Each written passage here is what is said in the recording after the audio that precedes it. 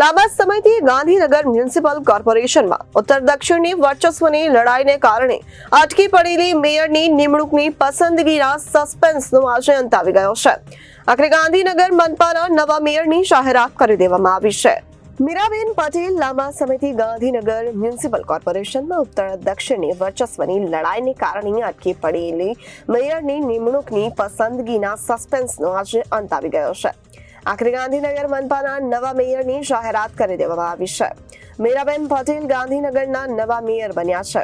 મીરાબેન પટેલ કોબા વોર્ડમાંથી જીતીને કોર્પોરેટર બન્યા હતા. મીરાબેન પટેલની મેયર તરીકેની નિમણૂક કરવામાં આવી છે, તો ડેપ્યુટી મેયર તરીકે વોર્ડ નંબર 1 ના નટવરજી ઠાકોરની પસંદગી કરવામાં આવી છે.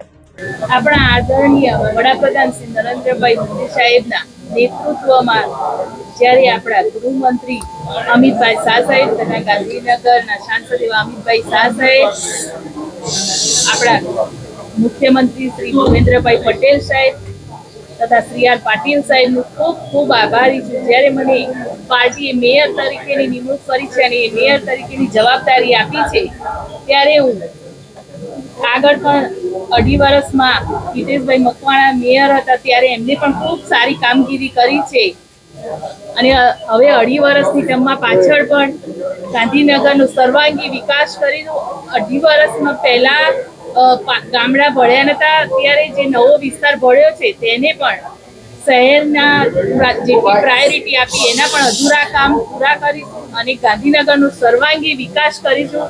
એ માટે હંમેશા સતત પ્રયત્નશીલ રહીશ એ હું બાંહેધરી આપું છું.